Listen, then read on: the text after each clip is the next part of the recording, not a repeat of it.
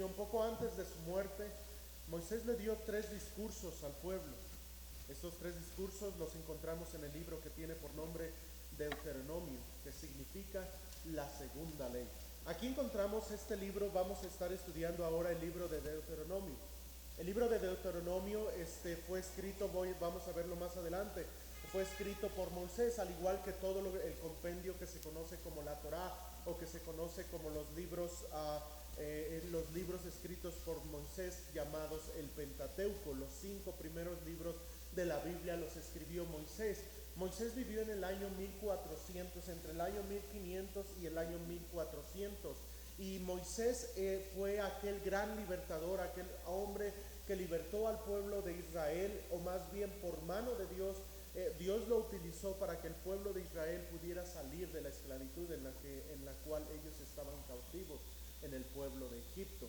El libro de Deuteronomio es muy peculiar en el sentido de que todos los otros libros, desde Génesis, nos hablan acerca de la historia del pueblo de Israel, cómo nace en el libro de Génesis. ¿Recuerda a alguien lo que significa la palabra Génesis?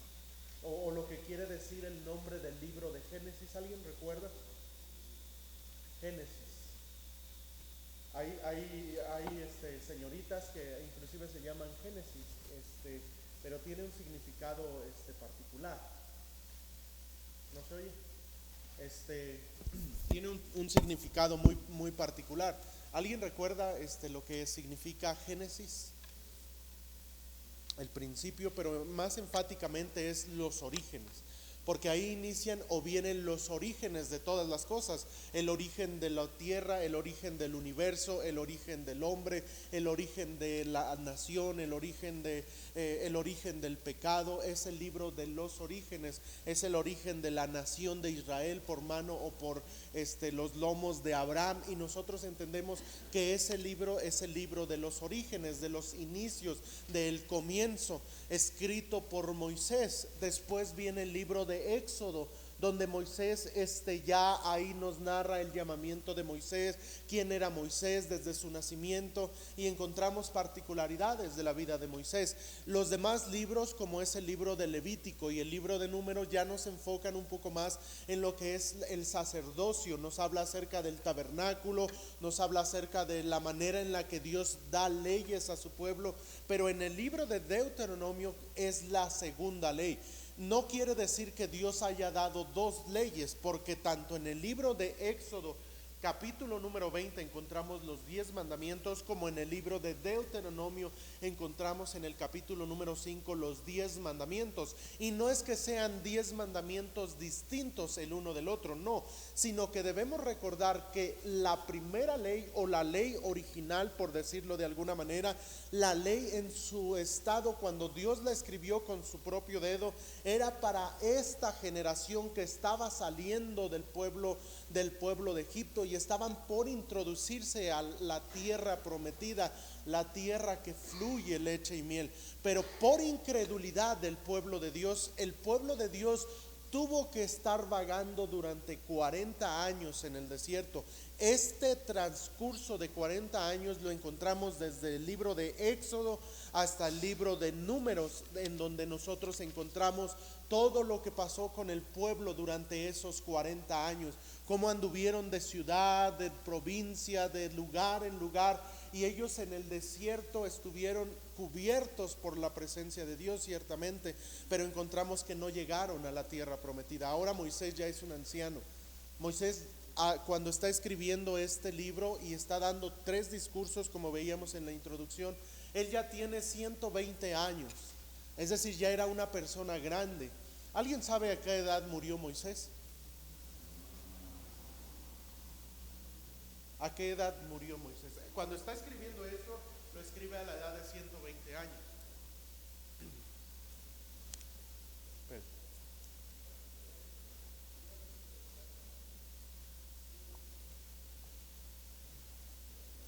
murió a los 120 años. Él murió a los 120 años y escribe en el último año de su vida, escribe este libro precisamente. ¿Se acuerdan que Moisés se divide su vida en 3 partes de 40 años cada uno? Y es fácil de recordar. Bueno, yo así me lo memorizo. 40 años en los cuales estuvo en Egipto preparándose, estudiando la universidad, todo estudió ahí. 40 años donde estuvo con su familia, donde tuvo familia, estuvo con su suegro, estuvo apacentando ovejas, estuvo en la presencia de Dios. Pero a los 40 últimos años de la vida de Moisés es cuando él es llamado al ministerio y cuando él sirvió durante 40 años en el desierto. Es decir que 40 más 40 más 40 son 120 años. Y 120 años tenía Moisés cuando escribió el libro de Deuteronomio. Continuemos con el segundo párrafo. Miren, en este libro encontramos las palabras finales de Moisés, ahora dadas a la segunda generación de las personas que habían salido de Egipto. ¿A qué me refiero con esto? Bueno, ustedes recordarán que la primera generación salieron de Egipto, estaban en Egipto, estuvieron viendo o viviendo en Egipto. Inclusive hubo un momento en el cual ellos murmuraron y dijeron: ¿por qué nos sacaste de Egipto? Y ellos murmuraban constantemente. Pero si ustedes y yo recordamos, esta generación de 20 años para arriba, todos ellos murieron en el desierto. Sí.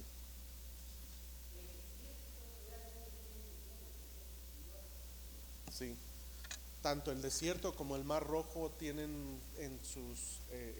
por eso cuando dice la Biblia en el libro de Apocalipsis que el mar entregará a sus muertos, yo me acuerdo de lo que pasó con Moisés. La tierra entregará a sus muertos, porque el mismo pueblo de Israel, y sí, claro, murieron muchísimos millones. De hecho hay una cuenta de cuántos hombres murieron. Se los voy a dejar de tarea porque no me acuerdo en dónde está. Está en el libro de Números, si no me equivoco, en el capítulo número 1. De hecho es el conteo, el primer censo que se hace. Ustedes recuerdan el censo que se hace acerca de las personas que estaban. Dice en el versículo 46: fueron todos los contados 603,550. ¿Y cuántos murieron en el desierto? Bueno, réstele 3 porque réstele a Josué, réstele a Moisés y réstele a Caleb. Y de hecho a uno más que se llamaba Finés, que encontramos más adelante en el libro de Números. Pero todos ellos murieron, porque la cuenta de todos ellos eran las personas de 20 años hacia arriba, y todos ellos murieron en el desierto. Es decir, que ¿cuántos murieron? Pues ahí hasta tenemos el número de todos los que murieron en el desierto. Pero ¿por qué murieron? A ver, quiero hacer preguntas. Hermana Vania, ¿por qué murieron en el desierto los moradores o los israelitas? ¿Por qué murieron en el desierto?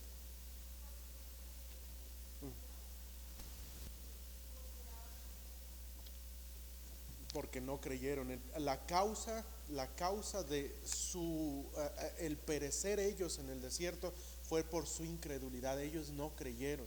Por eso dice la Biblia en Juan 3 constantemente, todo el evangelio de Juan nos dice: el que en él creyere tendrá vida eterna, y el que en él creyere tendrá vida eterna. ¿Por qué? Porque Dios así es el mismo ayer y hoy y por los siglos. Y el Señor en esos tiempos, si creían, cuando Moisés levantó la serpiente y una persona creía, esa persona era salva. ¿Por qué? ¿Porque tenía un buen médico? No, sino porque creía, porque la fe salva, queridos hermanos. Y en nuestros días de igual manera, si ustedes y yo ponemos nuestra fe en el Señor Jesucristo, no tan solamente somos salvos del infierno, sino de tropiezos que pudiéramos tener, de cosas que pudiéramos hacer en nuestra vida. Un joven, una señorita que buscan un noviazgo allá en el mundo, y la Biblia dice: no te unas en yugo desigual, y lo hacen aún así. Saben, ellos lo que están haciendo es rebelarse ante Dios, pero sobre todo no están creyendo en el Dios de la Biblia, y eso es pecado y hay consecuencias por ello. Por eso, queridos hermanos, nosotros debemos creer. Me dice más adelante: cabe mencionar que para este tiempo el pueblo de 20 años y mayores había muerto en el desierto por su incredulidad a las promesas de Dios. Este libro también es un resumen de lo que pasaron durante estos 40 años en el desierto, pues dirigió a la segunda generación es dirigido a la segunda generación del pueblo, donde muchos de ellos eran niños cuando salieron de Egipto. Ahora, los mayores de 20 años todos murieron, pero había gente de 18, de 17, de 15, niños iban en el desierto. Aquí pues yo creo que no hay nadie menor de 20 años. ¿Hay alguien menor de 20 años? O Uriel sería el único que sobreviviría de nosotros. Uriel y bueno, los niños que tenemos allá. Pero todos los mayores de 20 años murieron en el desierto. Pero cuando ellos salieron, cuando ellos estaban saliendo de Egipto, los jovencitos de 19, 18, 17, todos ellos vieron la mano de Dios. Claro que sí, estaban ahí con sus padres, algunos pequeñitos, algunos ya más maduros, pero estaban ahí con sus padres, vieron las promesas de Dios. Y esta ley, esta segunda ley, este libro de Deuteronomio es escrito ahora para esta generación, no para la primera, sino para la segunda generación. Eso es algo de vital importancia, ahorita lo vamos a ver. ¿Quién es el escritor ahí en la lección? El escritor del libro es Moisés. De esto no tenemos que hablar mucho. Moisés es quien se introduce como primera persona, quien encontramos de muchas maneras, muchos indicios de que Moisés fue quien escribió el libro de Deuteronomio, a excepción del último capítulo, ahorita lo vamos a ver. La fecha de escritura de este libro es alrededor entre el año 1410 y 1405 aproximadamente, es decir, 40 años y 9 meses después de la primera Pascua. Vean lo que dice ahí en el libro puse Deuteronomio, pero no es Deuteronomio, es Éxodo, sí es Deuteronomio, perdón, Deuteronomio 1, versículo 3, y yo voy a dar lectura en Éxodo 2. ¿Alguien podría leerlo, por favor? O más bien, yo voy a dar lectura a este versículo y luego a la par compararemos este otro. En Éxodo 12 dice: habló Jehová a Moisés y a Aarón en la tierra de Egipto, diciendo: este mes os será el principio de los meses, para vosotros será el primero de los meses del año. Hablar a toda la congregación de Israel, diciendo: en el 10 de este mes, tómese cada uno un cordero según las familias de los padres, un cordero por familia. Aquí encontramos que la Pascua se llevó a cabo ¿en qué fecha? Cuando salieron de Egipto, en el primer año de la salida del pueblo de Israel. Y ahora vean lo que dice en el libro de Deuteronomio. Aquí nos habla cuándo fue escrito el libro de Deuteronomio. ¿Alguien podría leer el versículo 3, por favor?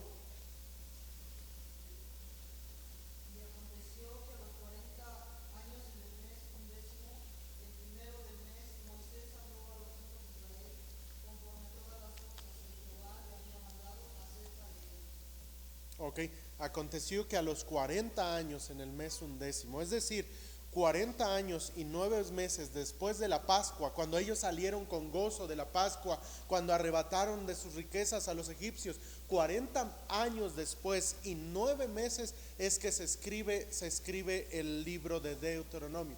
¿Mande? Dice 11. Oh, sí, es 11, entonces es 10 meses, sí es cierto.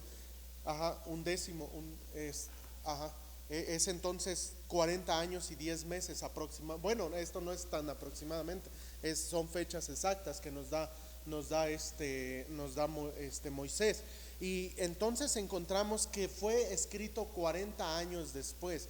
Es decir, Moisés ya tenía 120 años de edad. El pasaje principal del libro de Deuteronomio es el siguiente. Ahí lo escribí para que no tengan que ir a sus Biblias. Pero dice, el pasaje principal es Deuteronomio 4, del versículo 4 en adelante. Oye Israel, Jehová nuestro Dios, Jehová uno es. Y amarás a Jehová tu Dios de todo tu corazón y de toda tu alma y con todas tus fuerzas. ¿Por qué creen que es el pasaje principal? ¿Alguien recuerda que lo mencionó Jesús o algo así que venga en el Nuevo Testamento? ¿Lo recuerdas, Gilda? Ok. ¿Se acuerdan que una vez llegaron ante el Señor Jesucristo y le preguntaron cuál era el más grande de los mandamientos? Y lo que él respondió es lo que encontramos en este versículo.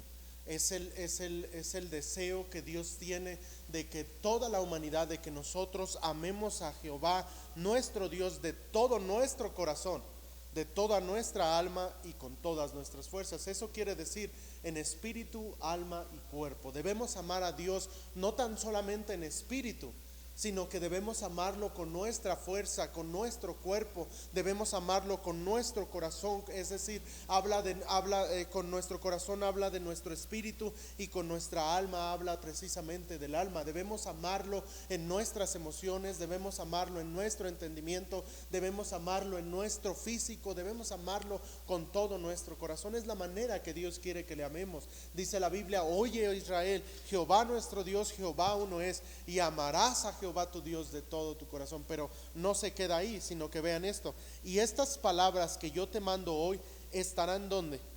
En tu corazón. Es importante que cada uno de nosotros como cristianos tengamos la palabra de Dios en nuestro corazón. ¿Por qué? Porque vean lo siguiente: y las repetirás a tus hijos y hablarás de ellas estando en tu casa y andando por el camino y al acostarte y cuando te levantes, y las atarás como una señal en tu mano y estarán como frontales entre tus ojos, y las escribirás en los postes de tu casa y en tus puertas. Ahora, esto no está hablando de una manera literal plenamente, sino está hablando de una manera tanto espiritual, que nosotros debemos saber claramente. ¿Saben por qué? Porque los judíos, no sé si ustedes hayan visto aquí, ¿dónde hay una sinagoga? ¿Alguien sabe dónde hay una sinagoga aquí? Bueno, cerca. Yo conozco allá por el centro, hay dos sinagogas que yo he conocido. Las sinagogas son los lugares donde se congregan los judíos, donde llevan solamente judíos, no permiten los gentiles, nada de eso. ¿Alguien sabe? ¿No hay alguna sinagoga por acá? No, debe ser la sinagoga, ahí se reúnen los judíos hasta nuestras fechas.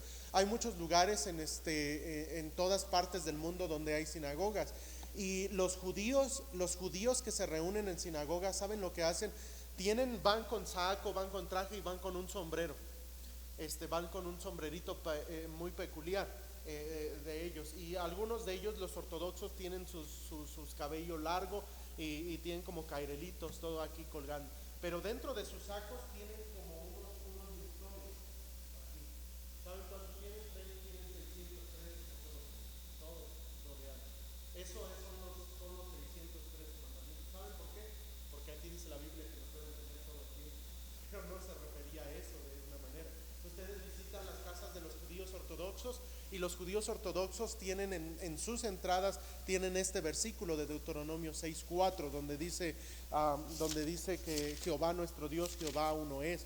Oye, Israel, Jehová nuestro Dios, Jehová uno es. Y lo tienen en sus casas. ¿Saben por qué? Porque la Biblia aquí lo toman ellos literalmente, que lo deben poner en las casas, en sus puertas.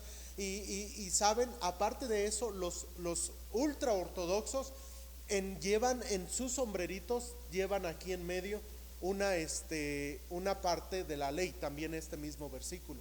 No sé si ustedes lo hayan visto. ¿Mande?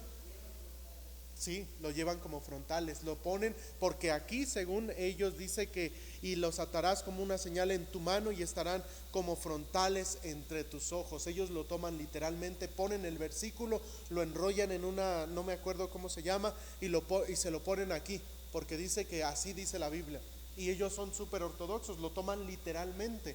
Ahora yo me pregunto, ¿así es como Dios lo había especificado? No, sino hablaba acerca de nuestra manera de vivir, que vivamos glorificando a Dios, que amemos a Dios con lo que vemos, con lo que tenemos en nuestra casa, enseñándole a nuestros hijos, teniéndolo en nuestro corazón, no necesariamente trayéndolo aquí en el saco, no, sino trayéndolo en nuestro corazón. ¿Por qué? Porque hoy en día, queridos hermanos, ustedes y yo somos la luz del mundo, somos aquel faro que alumbra, somos la sal de la tierra, y la tierra necesita sin lugar a duda de nosotros. Así es de que ese es el pasaje central del libro de Deuteronomio. Pero ¿a quién fue escrito el libro de Deuteronomio? En primer plano de interpretación, fue escrito para los sacerdotes y para el pueblo de Israel. Escrito para ambos, para los sacerdotes y el pueblo de Israel. ¿Por qué? porque el pueblo de Israel, dentro del pueblo de Israel estaban los sacerdotes. Aparte de eso, había extranjeros en aquellos tiempos y también fue escrito para ellos, pero aplicándolo a nuestras vidas, también el libro de Deuteronomio es escrito para nosotros. ¿Por qué? Porque nosotros es aplicable a nosotros. Dios quería que solo Israel amara a Jehová de todo su corazón, con toda su mente y con todo su cuerpo, con todas sus fuerzas. No, sino Dios lo quiere de nosotros. Es decir, que no podemos decir, no, ese libro fue escrito hace cerca de 3500 años, no, pues ese fue escrito para ellos. No, todo lo contrario, fue escrito específicamente sí para el pueblo de Israel, pero es aplicable a nuestras vidas.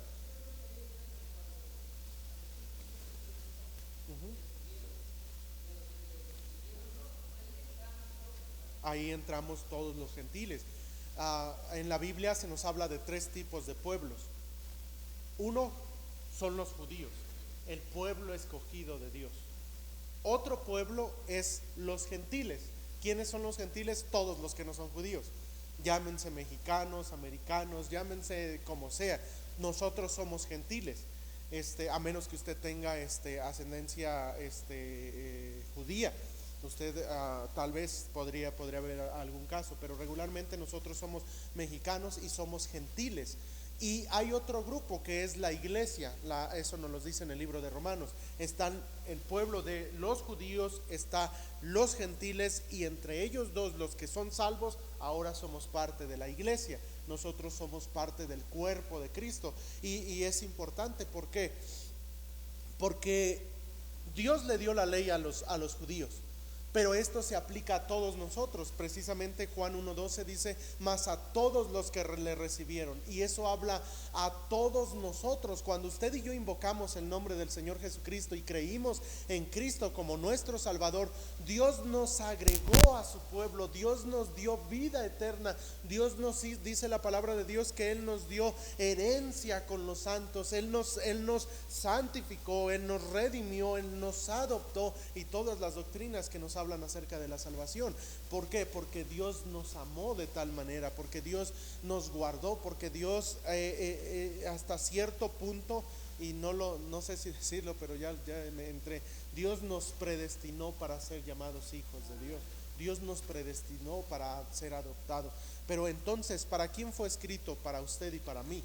Este libro, el libro de Deuteronomio, fue escrito para nosotros de igual manera.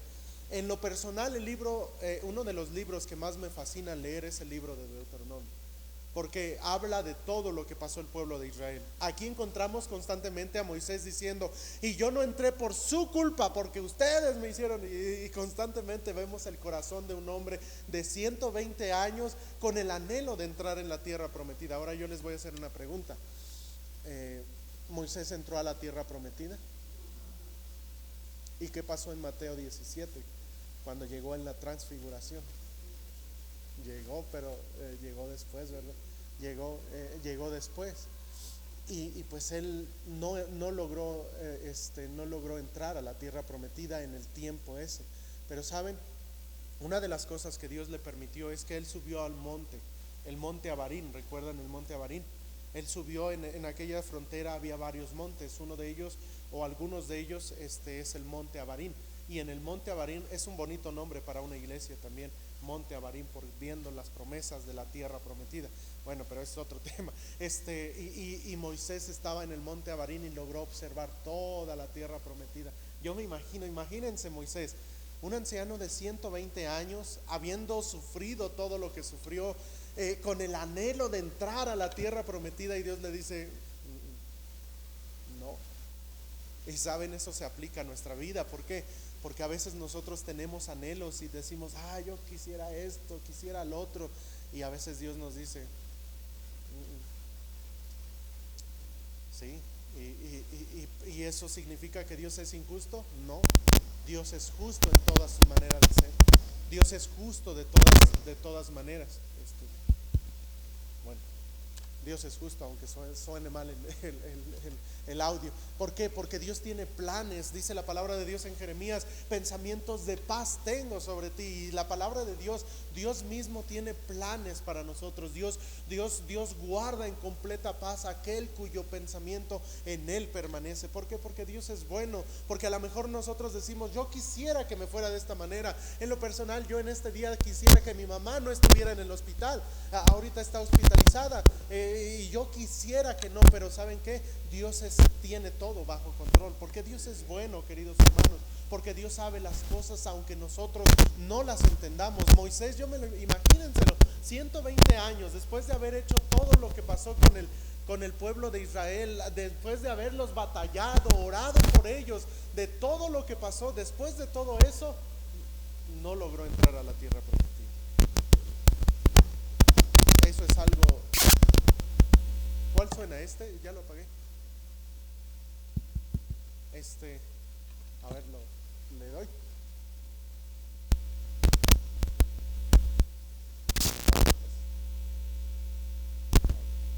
Déjame lo quito porque sigue sonando. Ok, y entonces entendemos que el libro de Deuteronomio no tan solamente fue escrito para aquella nueva generación, sino que es escrito para nosotros, y se puede aplicar de muchas maneras. Claro que sí. Tenemos los 10 mandamientos en el libro de Deuteronomio, capítulo número 5. Tenemos en el capítulo número 6, tenemos el gran mandamiento de amar a Dios con todo nuestro corazón y de enseñárselo a nuestra siguiente generación. Pero ¿saben? Algo interesante que pasó en el libro de Deuteronomio y que nos viene a la par del libro de Josué y de Jueces, es que Dios le dijo: estas palabras las vas a repetir a tus hijos y se las vas a enseñar. Y en el libro de los Jueces, es más, acompáñenme por favor, veámoslo. No lo tengo en la lección, pero vean lo que pasó con el pueblo de Israel. Capítulo número 2 del libro de los Jueces. Jueces capítulo número 2.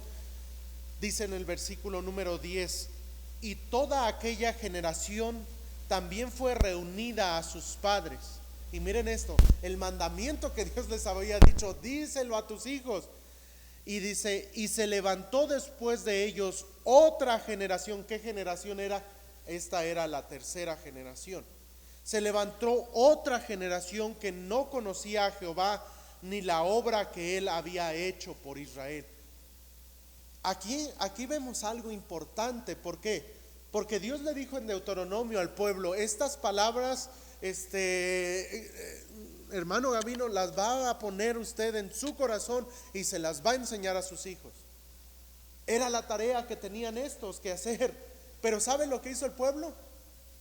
Tenemos aquí la respuesta: y se levantó otra generación que no conocía a Jehová. ¿Cómo que no lo iban a conocer? Bueno, es que no les enseñaron. Miren, eso nos da algo muy importante, que ustedes y yo tenemos la responsabilidad de guardar nuestra siguiente generación. Debemos orar por nuestra siguiente generación, sí, pero también instruirlos, decirlos qué es lo que tenía que enseñarle el pueblo de Israel, o más bien, sí, toda la nación de Israel. ¿Qué tenían que enseñarle a sus hijos? Pues las maravillas de Dios. Tenían que enseñarle lo que Dios había hecho, tenían que enseñarle cómo Dios les había sacado de Egipto, las maravillas que habían visto en el desierto, pero no lo hicieron. Y al no hacerlo, la siguiente generación se levantó y simplemente dice la palabra de Dios que no conocían a Jehová ni las obras que Él había hecho. Saben, es bueno que ustedes y yo compartamos con nuestros hijos, con nuestros, o los que tienen nietos, con sus nietos, con sus familiares, lo que Dios ha hecho en su vida personal. A lo mejor usted le puede contar a sus nietos un día: no, pues es que yo fui salvo de tal manera. Y sabe, eso a los nietos hasta los ojitos se les ilumina porque quieren escuchar. No, yo me acuerdo una vez que no teníamos dinero y estábamos orando y dijimos: no, pues esta vez no vamos a comer, y Dios les proveyó de alguna manera a ustedes en sus casas por algo, por algo personal de ustedes. Eso debemos contárselo a nuestros hijos. ¿Para qué? Para que ellos aprendan quién es Dios, que no tan solamente digan: no, tenemos un Dios ahí plasmado nada más en la Biblia, no, sino que ellos lo puedan ver en sus vidas cotidianas, en sus vidas diarias, cuando ellos entren a la universidad, cuando ellos vayan a las escuelas. Nosotros nosotros estar orando por ellos, que ellos van a hacer un examen y antes de decirle estudia mucho, hay que enseñarles, ¿sabes qué? Vamos a orar para que Dios te dé sabiduría para que hagas este examen. Y de esa manera transmitirle no unas palabras a nuestros hijos, sino transmitirles a un Dios todopoderoso, que lo puedan ver en nosotros. Por eso dice este mandamiento, y estas palabras las pondrás primero en tu corazón. Es decir, debes vivirlas. Mande. Sobre tu corazón, sí.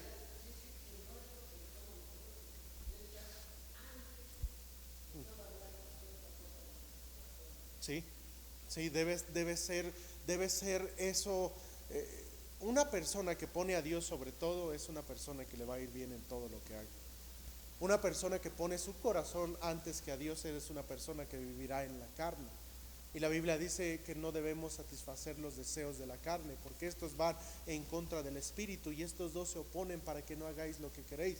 Y manifiestas son las obras de la carne, que son adulterio, fornicación, inmundicia, lascivia, idolatría, hechicerías, enemistades, pleitos, celos, iras, contiendas, disensiones, herejías. Todo eso nos habla la Biblia. ¿Por qué? Porque esa es la carne, esos son nuestros deseos. Pero cuando somos guiados por el Espíritu Santo, el fruto del Espíritu es amor, gozo, paz, paciencia, benignidad, bondad, fe, mansedumbre, templanza. Ese es el fruto del Espíritu Santo y que debemos tener nosotros como cristianos. ¿Y cómo lo voy a reflejar a mi familia? Bueno, viviendo una vida que agrade a Dios. Si yo no conozco a Dios y quiero enseñárselo a mi familia, pues ¿qué Dios les voy a presentar? Yo debo conocer a Dios, yo debo conocer sus atributos, debo conocer su santidad, debo conocer su amor, debo conocer su misericordia, debo conocer sus atributos, los atributos comunicables, los atributos incomunicables de Dios, y yo debo presentarles a mis hijos y a mi siguiente generación cómo es realmente Dios. Es bueno, queridos hermanos, y era lo que estaba pasando. ¿Dónde fue escrito este libro? Bueno, este libro, continuando en la lección, ya estamos por terminar. Este libro fue escrito en el desierto, en el monte Sinaí. Ahora, no fue escrito con los demás. Aquí hay una variación en cuanto a los escritores o los comentaristas que se tienen. Algunos dicen que fue escrito ya en la frontera de Cades Barnea, pero cuando nosotros vemos el libro de Deuteronomio nos damos cuenta que regresan una vez más al desierto de Sinaí. Estaban en el desierto y regresan ahí en el Sinaí, y eso no quedaba muy lejos de la frontera, y probablemente este libro fue escrito de igual manera en el monte de Sinaí. Yo me incliné un poquito más a esta manera de pensar, porque en el Sinaí Dios le reveló a Moisés lo que tenemos en la mayoría del Pentateuco. Todo, desde el libro de Génesis lo escribió en el monte Sinaí. Todo, la mayoría de los escritos de Moisés los escribió en el monte. Ahora, no era nada mágico, nada místico, simplemente donde Dios lo haya revelado. Lo que sí sabemos es que es palabra de Dios, que Dios se lo reveló a Moisés, pero probablemente fue escrito en el monte Sinaí, ya muy cerca de la frontera. Cabe mencionar, señalar en esta parte que cuando Moisés estaba escribiéndolo, ahora el último capítulo, si ustedes van conmigo por favor al capítulo número 34, encontramos lo que es la muerte de Moisés. Y yo me preguntaría, ¿Moisés pudo escribir su muerte? No, sino este último capítulo lo escribió alguien más. Dicen la conclusión, es obvio saber que la parte final del libro fue escrita años después de la muerte de Moisés, y es muy probable que Josué haya sido el escritor de este último capítulo del libro. Este libro también es un resumen de lo que pasaron durante 40 años en el desierto. Es un libro de nuevas oportunidades en donde se muestran las promesas de Dios a pesar de la rebeldía de Israel. Hermanos, es cierto que fallamos y que pecamos constantemente ante Dios, pero aún así Dios es bueno y nos brinda nuevas oportunidades para amarle cada día más. Queridos hermanos, a pesar de que el pueblo de Israel pecó en contra de Dios, ¿saben qué? Dios tuvo misericordia de sus hijos Y sus hijos entraron a la tierra prometida. Y sus hijos, la siguiente generación, a pesar de mi pecado, la siguiente generación logró hacer grandes cosas. ¿Se acuerdan que David quería hacer un templo para Dios? Y Dios le dijo, no lo vas a hacer porque tú peleaste contra Goliat, tú destruiste a los amalecitas, tú peleaste contra los filisteos, tú has derrotado y has matado a mucha gente, tus manos están llenas de sangre, no vas a poder edificar un templo para Dios, pero yo he elegido a tu hijo y él va a construir casa para mi nombre, dice en el libro de primer libro de Crónicas 28 y 29. Y encontramos que David no dijo, oh no, pues ya no pude hacer casa a Dios, pues ya mejor me voy a ver la tele. No, lo que dicen en Crónicas 28 y 29 es que David se preparó y le dio a su hijo Salomón, le entregó no tan solamente dinero que a él mismo había juntado, sino que agarró y le dio los planos, le dijo, así va a ser la casa de Dios, porque Dios lo ha puesto en mi corazón y así va a ser. ¿Saben qué? Es lo mismo que encontramos aquí. Y estas palabras las repetirás a tus hijos, las enseñarás a ellos. Y es importante, queridos hermanos, ¿por qué? Porque las promesas de Dios siempre son fieles. Dios le prometió al pueblo de Israel, vas a llegar a la tierra prometida, pero no logró entrar en este periodo de tiempo de 40 años. ¿Por qué?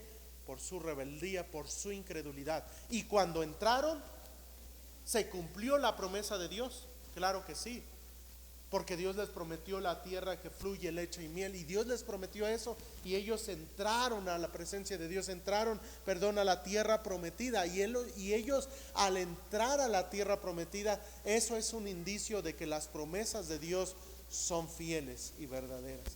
Dice la Biblia ahí en Romanos 3, antes sea Dios veraz y todo hombre mentiroso. Porque Dios es veraz, Dios es verdadero. Cuando Dios promete, Dios cumple sus promesas. Hay promesas de Dios que son promesas condicionales y promesas incondicionales de Dios. Una promesa incondicional de Dios es, por ejemplo, la salvación. Cree en el Señor Jesucristo y serás salvo. El que me recibe a mí es salvo. El que cree en mí tiene vida eterna, porque de tal manera amó Dios al mundo que ha dado a su Hijo unigénito, para que todo aquel que en él cree no se pierda, mas tenga vida eterna. Y yo creo y entonces recibo la promesa de Dios. Esa es una promesa que es incondicional.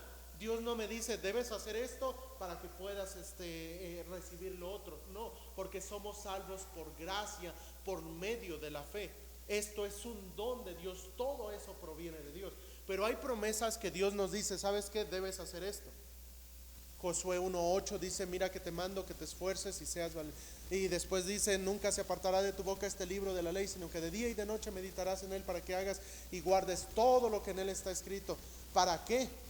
Para que te vaya bien. ¿Quieres que te vaya bien? Entonces debes leer la Biblia. Honra a tu padre y a tu madre, es el primer mandamiento con promesa para que te vaya bien y seas de larga vida sobre la tierra.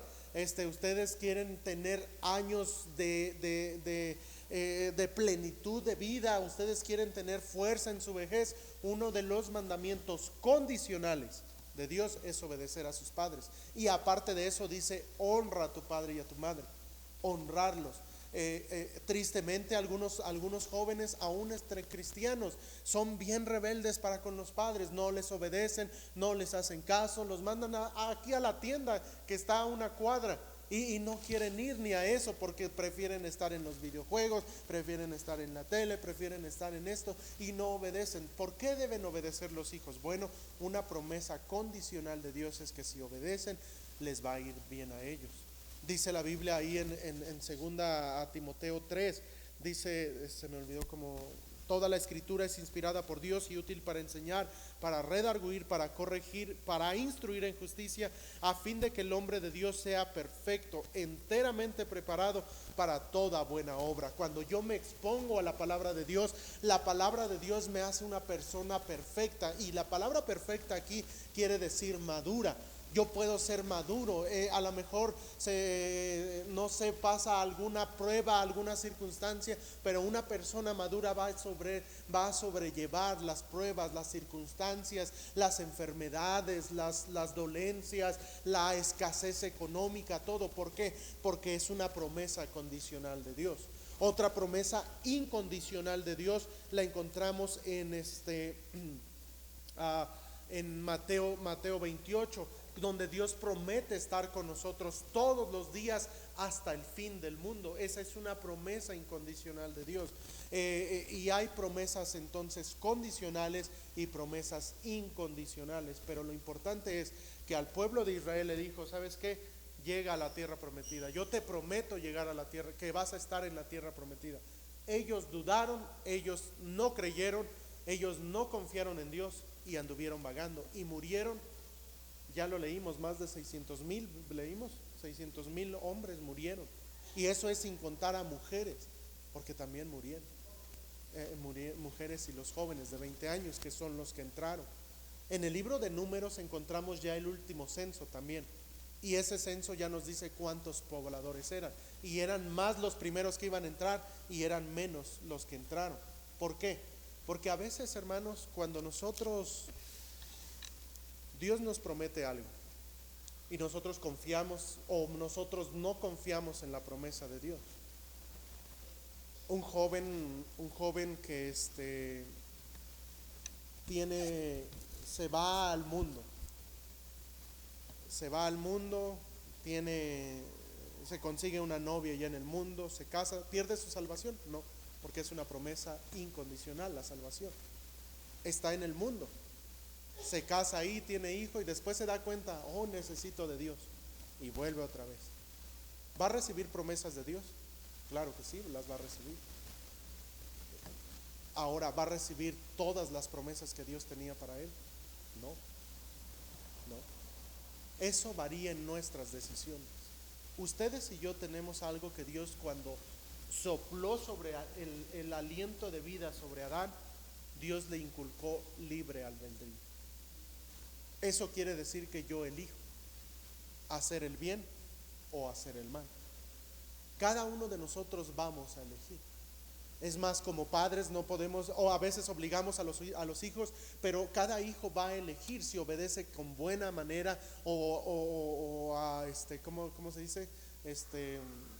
Regañadientes, o no sé cómo se dice, algo así. ¿Cómo? A regañadientes, obedece. ¿Por qué? Porque cada uno de nosotros obedeceremos a Dios o de la manera que nosotros en nuestro corazón tengamos. Nosotros vamos a decidir. Por ejemplo, aquí decidimos venir a la escuela dominical, no venir a la escuela dominical. Elegimos nosotros venir al servicio de las 11 o no venir al servicio de las 11. Elegimos nosotros todos los días leer la Biblia o no leer la Biblia. Elegimos todos nosotros orar o no orar. Elegimos nosotros ir a testificar o no ir a testificar. Es una elección. Dios no nos obliga a nada. Dios nos dio libre albedrío, pero llegará un momento en el cual Dios dará coronas en el tribunal de Cristo. ¿Se acuerdan?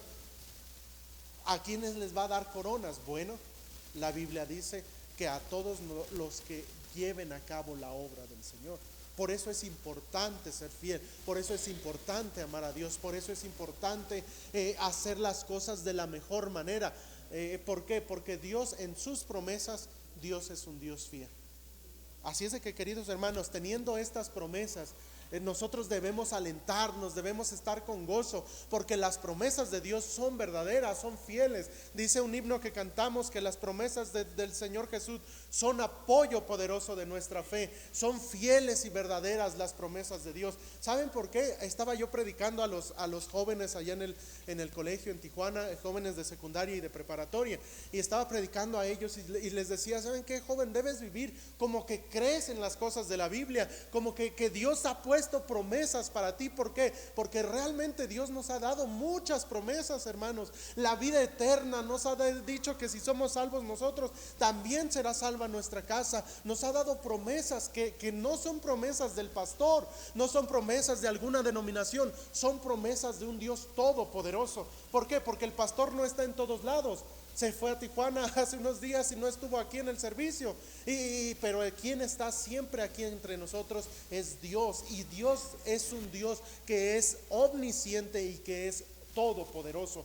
Todo lo puede. Y queridos hermanos, las promesas de Dios debemos tomarlas, como dice la Biblia en Hebreos acerca de Moisés, que Moisés se sostuvo como viendo al invisible, creyendo en las promesas de Dios. Él creyó en que Dios le iba a dar, creyó que Dios lo iba a prosperar. Y ¿saben qué? Dios lo hizo, Dios le dio las promesas. ¿Por qué?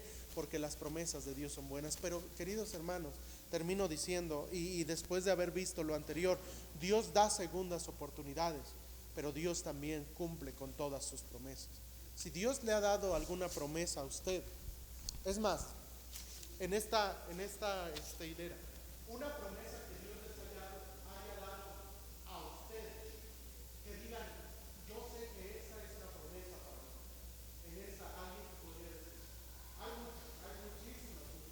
De hecho, hasta se ve en una Biblia de las promesas de Dios que vienen marcadas en cada página. Hay una promesa de Dios, alguna promesa de Dios. Bueno, lo que se van acordando. Vamos con la sección de aquí. Una promesa.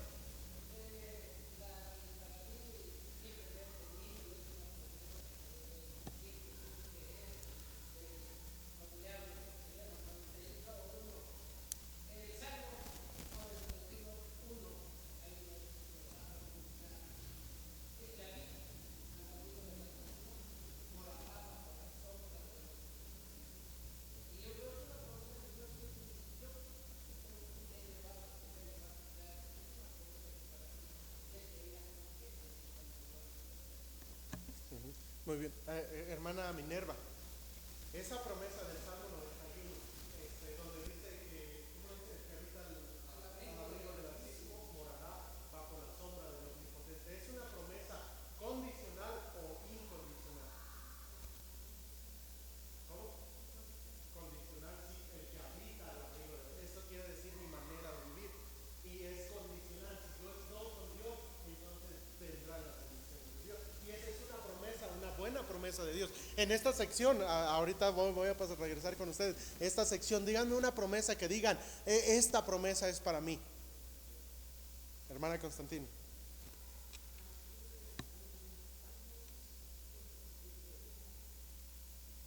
Sí, Jehová nos dice. Oh.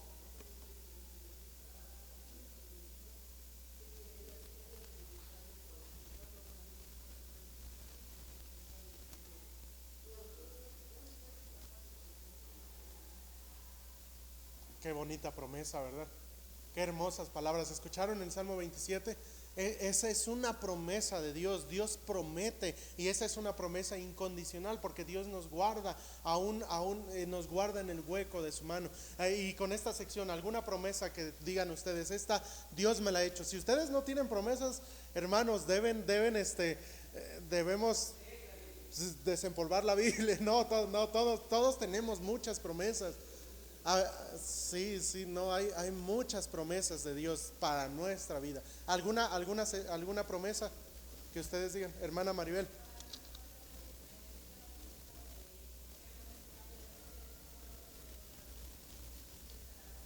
Vara y tu callado. Sí, exactamente, sí. Aunque andemos en momentos difíciles de nuestra vida, Dios ha prometido estar en medio de nosotros. Hay una ilustración para ese salmo, cuando dice que estaba un hombre y iba todo cansado, y es solo una ilustración, no es verdadero ni nada.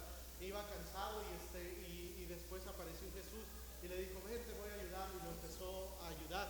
Y después dice que se veían los pies, hasta hay fotos, bueno, hay imágenes así como que ilustran esto. Iban 4 huellas que iban en la arena del mar. Y después él dijo, no, pero en esta parte me dejaste solo, porque yo solamente se ven mis huellas. Y Jesús le responde, no, es que en esta parte tuve que cargarte. ¿Por qué? Porque son las promesas de Dios. Dios tiene y nos sostiene. Son promesas que Dios nos ha dado. Yo le invito a reflexionar, ¿qué promesa Dios le ha dado a usted? Porque todos tenemos promesas de parte de Dios. ¿Tiene alguna promesa, hermano? Sí. El Salmo, Jehová es mi pastor. Ajá. ¿sí? Es una promesa, es algo que Dios está prometiendo. Él nos pastorea, por delicados pastos nos hará descansar. Esas son promesas de Dios, queridos hermanos. Y así es de que nosotros, teniendo tantas promesas, la pregunta sería, ¿vamos a confiar en las promesas? ¿Saben? El pueblo de Israel, aquí en el libro de Éxodo, tenía ya las promesas: vas a entrar a la tierra prometida. Y casi estaban ya a un paso de llegar ahí, solo en Israel, pero no confiaron. Y la pregunta sería para nosotros, ¿creemos en las promesas de Dios? Pues que Dios nos ayude, porque vendrán pruebas y dificultades. Pero en medio de todo eso, aunque andemos en valle de sombra de muerte, Él ha prometido estar en medio de nosotros. Gracias a Dios por sus promesas. Vamos ahora. Bendito Padre.